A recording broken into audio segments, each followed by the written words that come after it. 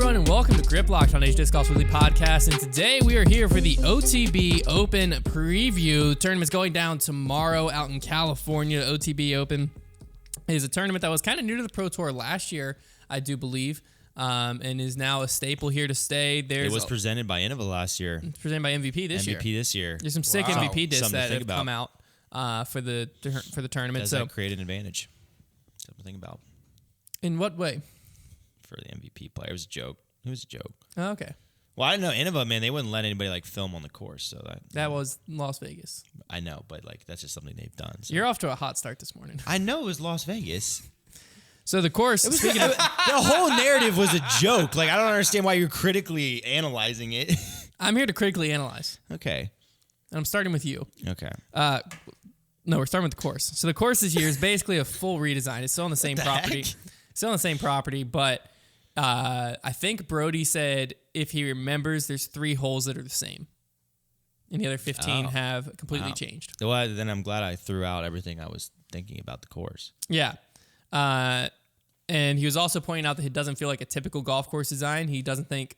I double checked him with this on the caddy book. It doesn't look like there's a single hole that plays down a golf fairway.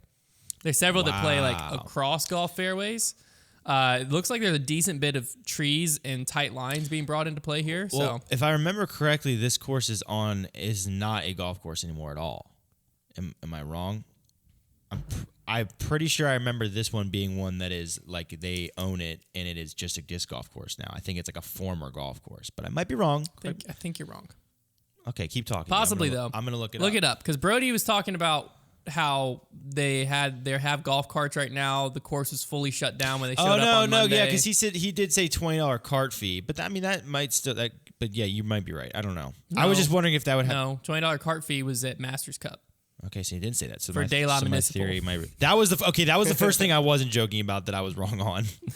I'm pretty positive this is a golf course. Okay, well I'm gonna find out. An actual active. What did we golf decide course. the name of the course was?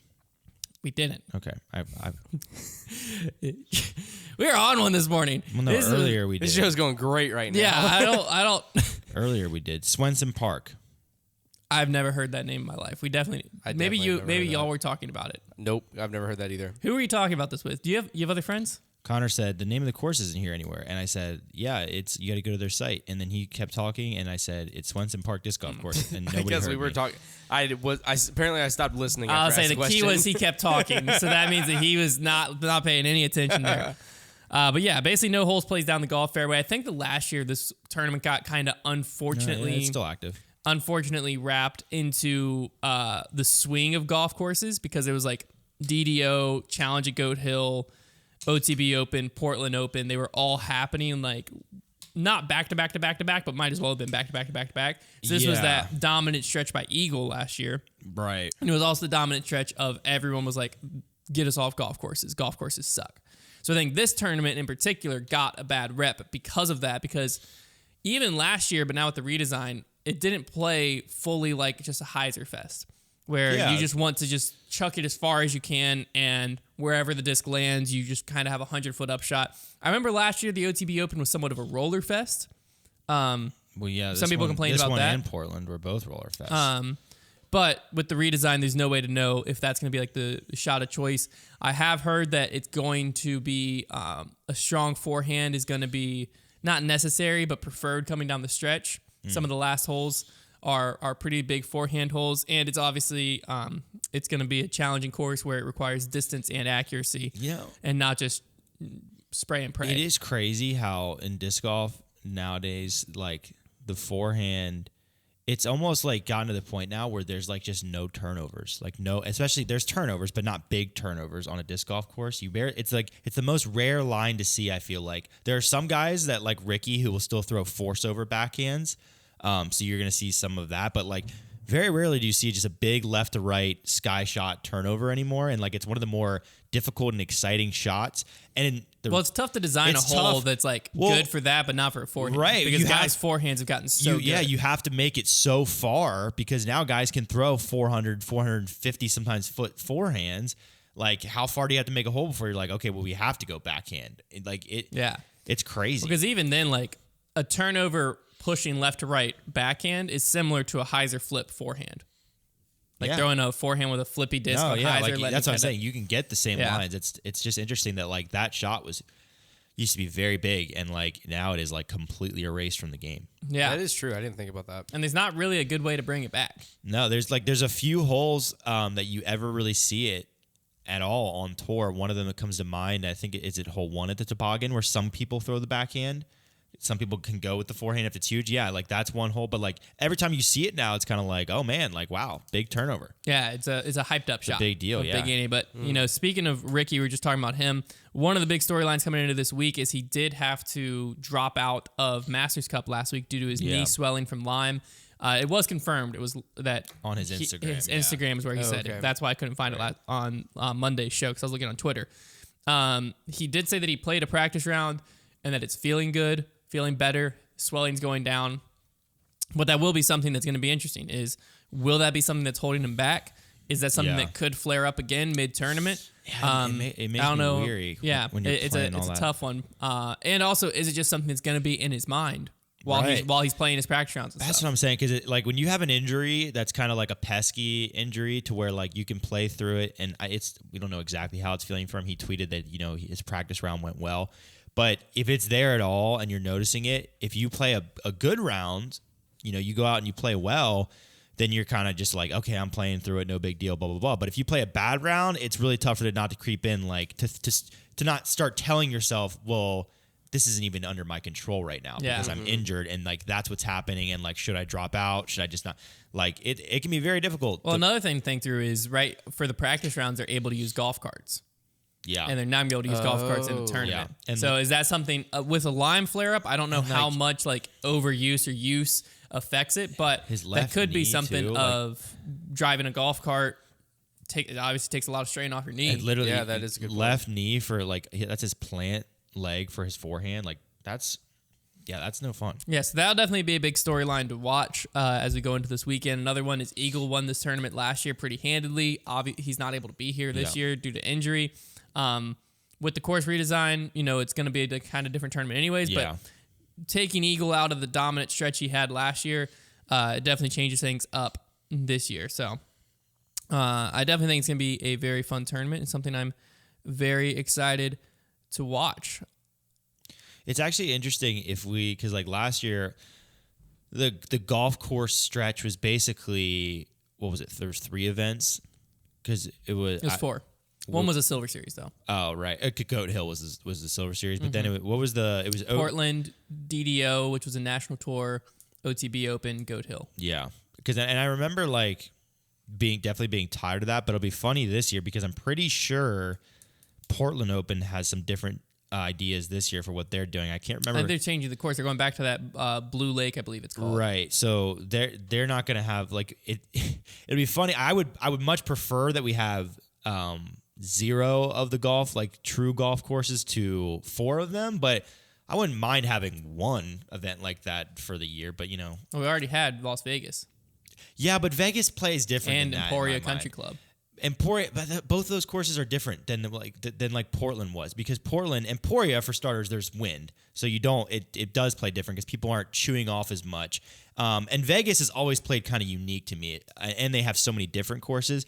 For me, OTB and specifically Portland, I remember Portland was the biggest one like this, where like every single hole was just like dead straight wide fairway. Yeah, that sucks. And well, I'm just saying I don't mind having one course where it's just like an air it out throw. Like I like watching rollers. You know? Sure. I enjoy watching rollers, but I like watching rollers that like aren't just as long as this finish is right, I'm gonna be okay. Okay. I like watching rollers. It's like it's got to be shaped. Fair enough. You know what I'm saying? Well, it still had to be shaped. Yeah, but I'm saying like if you just have a fairway and it's like OB left, just wide open, get 700 feet down there if you can, and that's one hole, sure, but that got very repetitive over a 4-week stretch. Well, no, last year. I agree. It did. I agree. I just saying some of the courses it got very repetitive over 18-hole stretch. Yeah, I mean, I'm just saying it'll be interesting if like this year we went from having 4 to there being none. And like I said, I'd prefer that to having 4, but I don't know. It's interesting. I mean, yeah. Well, I still don't think we went from 4 to none because 2 of the 4 were literally in the middle of them. But none of them play none of Well, the DDO, they didn't really change from last year to this year. So did it not play like it last year? Well, no, because there was about 30-mile-an-hour winds this year. It was windy last year. Not this windy, but that's what I'm it's saying. the same It wasn't course. this windy. I'm just telling you that Portland in particular was the one that I remember watching and like I was like, wow, this is really like a golf course layout. Like it was like the other ones I think have enough twists because Emporia Country Club, like there's a reason that course is stuck around for so long. It is on a golf course, but I think that course is pretty well designed to not feel like a golf course in my opinion. I think it plays pretty well, and I think they use a lot of creative OB and well-placed fairways to make it not feel like just a chuck it down the fairway course. No, it plays well, but it definitely feels like you're on a golf course. Yeah, because when you're watching. there's greens. Well, because and you're on a there's golf course. pins. Yeah, That's like this weekend. You can design a course as good as you want. You're still gonna feel like you're on a golf course. Yes, but you're not gonna feel like you're playing a golf hole necessarily. That's the difference. That's what Portland felt like for me last year. Was like literally it would be like they're throwing out one gap on the side of like a tee box somewhere, and then there's the fairway, and just play up the fairway. Yeah, I don't like that. I don't like that style of golf. It's because the disc golf I just don't think that works. No, it only works when you get near the green because it does create very interesting. This is the only thing the thing I like the most about golf courses, and something that a lot of disc golf courses actually lack is the terrain and OB near the green, because there's bunkers and greens and slopes. A lot of times there's back slopes like away from greens. They're able to place the baskets in spots where the upshot game is just infinitely more important and creative. Yeah. Because the only thing I don't like about that is I still don't like when it feels like when you put a basket next to a green. And like next to bunkers is one thing because I think that could be something that could be used in disc golf. That's what I like the most. But when it's next to a green, no, it doesn't bunkers, look good. It doesn't look good. It just feels weird. No, yeah, I agree. It doesn't look good. It just plays well. I think it'd be like if you're watching like a professional soccer team play in a basketball arena. No, it's just like you don't belong. I would never argue that. I think like still to this day, I was just thinking to myself the other day as I was watching coverage from the Daylock Country Club, I was like, man, it is still weird that we're playing on these golf courses. But I'm okay with some of the designs, and it sounds like what OTB is going to be like, where like it does look weird. You're using the property and you're just designing the best course on the property, not designing using the golf course side. Because it is true, like when Pro Tour shows up to golf courses, most of the time you have good cell reception. Yeah. Sometimes you even have Wi-Fi. Most of the time you have good cell reception. You already have the infrastructure and facilities of you don't need to worry about bathrooms. You don't need to worry about a clubhouse like area. A lot of times you already have a restaurant there. Parking is already figured out for you. Right. There's plenty of room for spectators. And like it's basically it's a lot of stuff that's figured out, but from an optics point of view, basically it can be tough. What's happening is basically the equivalent of like when a startup, let's say a startup soccer league starts, like a professional soccer league, and right now none of the teams have stadiums, so they are playing on baseball fields that they turn into soccer fields, football fields, high school fields, whatever. That is basically what the Pro Tour is having to go through, only to a more extreme level, because we're talking about golf courses, not just a flat surface with grass on it. So, and it's also going to be a longer solution, because the solution is more, private disc golf specific courses going in that are built to sustain professional events. And like that is going to take a while. Maybe not. I mean, maybe there'll be a boom. But that's the problem they're going through right now. It's just very unique when you're playing a touring golf sport. Yeah. Well, another thing that was a talking point that was brought up on debate night, I still haven't seen the full clip, but Simon was talking about DDO and how some of the issues he felt with the DDO course, and a lot of it was surrounding optics of the OB and how it doesn't play well for viewers. Because it's tough to see where OB is and where OB isn't. And I still don't know the best solution for that, because like in disc golf, I still feel like having artificial OB is important, because it's an easy way to add difficulty. Crucial. Yeah, it's crucial. But with that does bring reduced visibility of like confusion as a viewer, where if you don't know the course really well, and as a player at times, but if you don't know the course really well, it does bring confusion where it can make disc golf harder to watch in those scenarios. I think really... But I don't know the solution to that. The imperfect but best solution from a viewer standpoint is stakes and ropes, as well as grass cut differences. Yeah, but the grass cut difference is a big one. But when you're playing a golf course, right? Exactly. You don't have that option. Yeah, exactly. Especially if you're playing like across fairways or something. I mean, I think the best OB, I feel like, in my opinion, is the OB they do at USD. Like, this is how OB should work, and kind of how they do at USDGC, where they are doing grass cut differences. So they're cutting out where the OB line is, they're painting it, and they're doing the stakes and the ropes. And you should always have the option to take out the stakes and move the rope and stakes. It's not really a part of the course. Right. That is a very weird thing that disc golf does, to where they assume things are part of the course when they're not. They're like a sign or something. They should be removable like it is in golf. You have a run up in this sport, so you should be able to remove the stakes and the rope, move to the side. There's still a line there, so you didn't just remove the line. It's painted now. You take your meter or whatever and then put it back. Like, I think, that's I think it's just because disc golf as a sport is used to having to play around stuff, because it's coming from being in that's where stuff. It comes from, for sure. And like, it's one thing if there's an obstacle that was clearly placed there as part of it, and I also get that maybe that rule was made because they didn't want people moving picnic tables around at parks. But the sport's evolving, and this is something we've talked about too, where the whole, like, there needs to be professional rules and local tournament rules. It's kind of one of those things where, like, yeah, if there's a giant Zuka banner in the middle of the fairway or right on the edge of it, you got to be able to move it. Like, you can't accept that as part of the course. because you shouldn't. It's going to be a weird, and it's happened sometimes. It's a weird thing where, like, a player plays the course during the week, can always land, let's just say, left side of the fairway. Maybe they like going over there. I'm thinking Waco. Maybe they like going way to the left, and then they have like a hyzer line or something like that. Yeah. And then, so they practiced it Saturday, Sunday, Monday. Tuesday rolls around, Pro Tour puts up their banners. Out of nowhere, there's banners there now. Yeah. Like the feather banners. So then in the tournament, the player lands there, and now they have to, like, throw through these feather banners that aren't a part of the course, but are a part of the course for the tournament. It's just a weird thing, because it also then limits where the Pro Tour can advertise and stuff. Because, like, you have to be thinking of, like, no player can ever land here. And here's for me to put a banner. Here's a big thing with the banners is when you're talking about sponsorship activation. Right now, really the only effective way to activate sponsorship is through coverage, whereas at a PGA Pro Tour event, you have so many spectators that is a big part of your activation. So you can just put banners way out of the way of the course because the spectators are going to see them. Whereas right now, you're like squeezing everything into frame on the tee pad. That's the hard thing that I'm trying to figure out what's going on right now, because in disc golf, I feel like we're not at a spot where it's like it's kind of okay. Stick with me. This is going to be a wild ride. Okay. Graphic design. Okay. Oh, man. You start with, and this is good with like any like service where you're setting your price, you're a freelancer, right? I set my price, let's say I'll set my price at $50 a logo. We'll go really basic, really simple. I now have, we'll go with 10 people paying me $50 for a logo, right? Sure. So I have this demand of 10 people. I can't take on an 11th client, but I have demand for an 11th client. So what do? Now, I raise my prices to $100 a logo.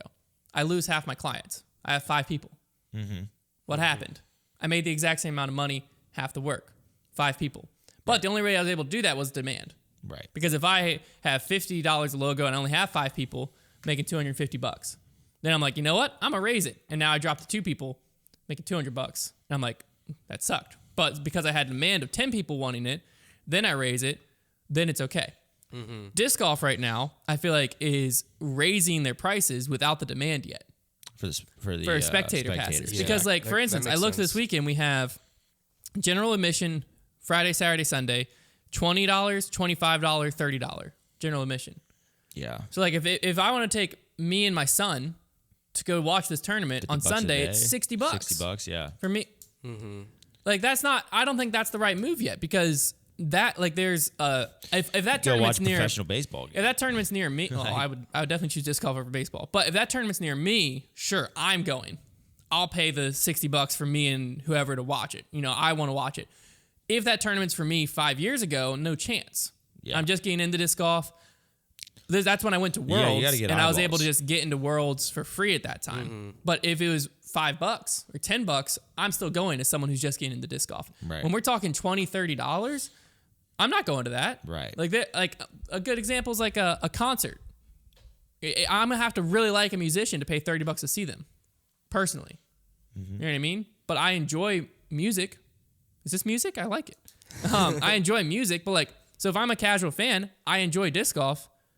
like there's no way I'm paying $30. But I feel like general admission should be like, in disc golf's current state, we should want 5,000-10,000 people before we're raising stuff, because like that's how we get sizes just aren't great, and maybe a lot of it is also. That's what I'm wondering. Is it like, are we intentionally limiting it? Like, is it we can only handle 400 people at these properties, and so it's like where you have to raise them? I feel like we should be where we're trying to encourage a larger gallery at events, but it feels like at these events they're trying to do gallery control, where they're trying to limit it, which is very confusing. Is that a problem? Like, is it a, like, I think so. I mean, like, is it a problem? Like, are they trying to fix a problem that's actually there? Where like, is there not enough space for? If gallery? that's the problem, then we need to fix it. We need to address it a different way. I feel like the biggest issue, make more room for gallery. Don't exactly. The biggest issue, probably more so than just like where do people stand, is parking. Parking is like But like, we're at a golf course right now. Right, at a golf course. Surely. Well, I mean, golf course parking, like. It's not the most crazy thing at like a lot of golf courses. Like, think about golf courses in this area. If we're going parking, then we address the parking. We don't address, okay, we only want 200 people here this weekend. Well, I think that's how they're addressing the parking. That's the wrong way, because like to me, I would agree. I'm just saying I think that makes your advertising worth less. There's less eyeballs. Sure. Because like that's a big thing. Like you were saying. Yeah. If I'm paying for banners and stuff, I might get 10 seconds of coverage on actual coverage. But if there's 5,000 people there, I'm like 5,000 people are gonna be walking through here every day, seeing it. Right. That really increases the on-course activations, so that increases revenue there. And then on top of that, if you have the parking capabilities, you don't know how many people might show up. If you're able to house 5,000 people, then 5,000 people might show up. Right. But if you cap it at 200, like you're gonna fill it 200. But at what cost? Because then it's also now James Conrad's throw-in happens. Okay? Yeah.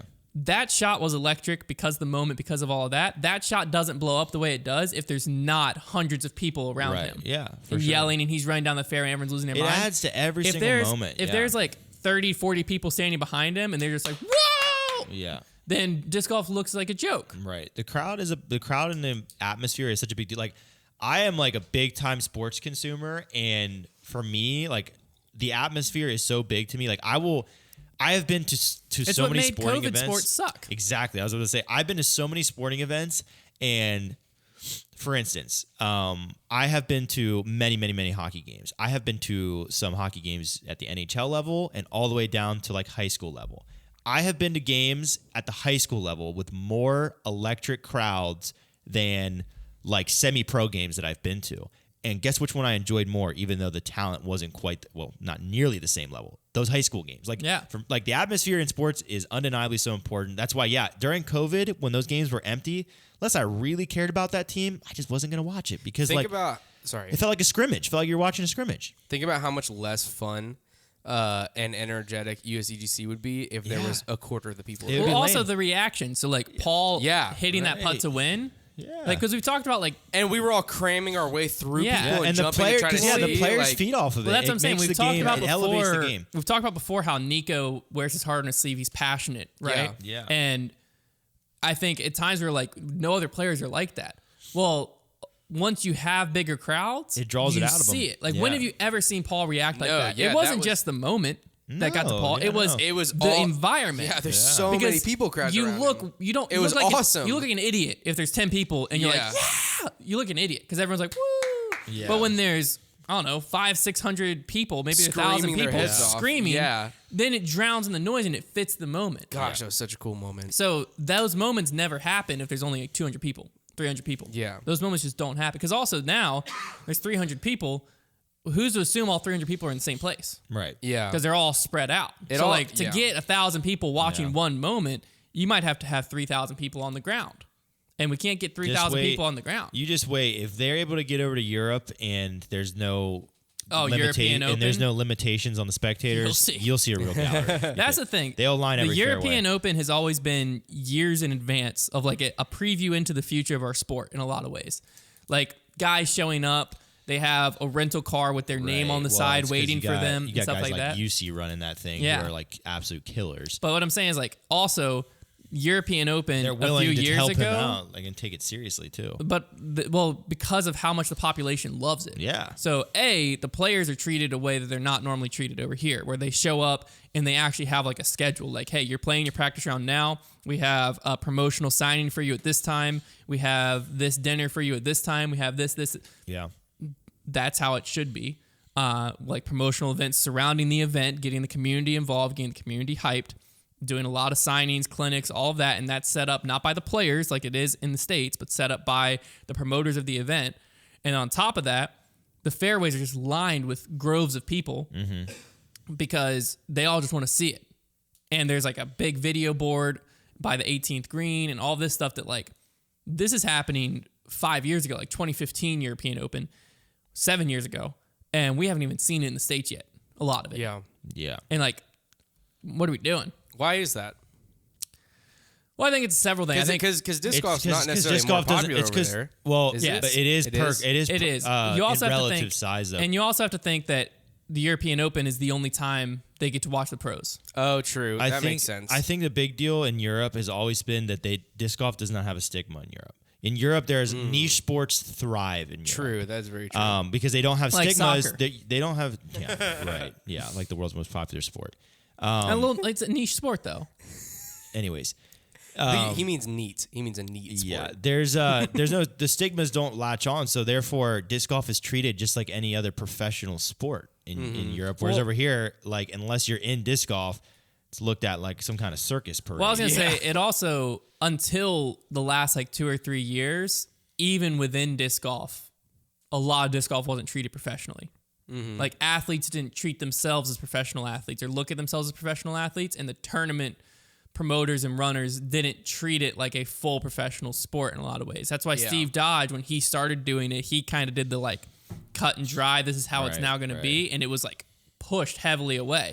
Whereas if you look at the Pro Tour now, a lot of the ideas that people hated Steve Dodge for are implemented. Yeah, the Pro Tour is just very good at The Pro Tour, slowly the Pro Tour is implementing just them. slowly doing them, whereas Steve Dodge was like, here we go. Here's a we're tour doing it. pass. Oh, now we're gonna call it a tour card. Oh, now it's actually a tour card, and it has the rules of the tour card. Like they just slowly get these things in, and versus people Steve just Dodge accept would have them. just done it. Which is probably the right way to do it. No, It they're is. doing it the right way, but I'm just saying, they absolutely are. that's the type of stuff that like, as you treat the sport more professionally and as you treat the players more professionally, then the sport is treated more professionally in general. Because it's like if you show up to, I don't know, concert versus like a, I don't know. Here we go. I can't think of it, but you know what I'm saying.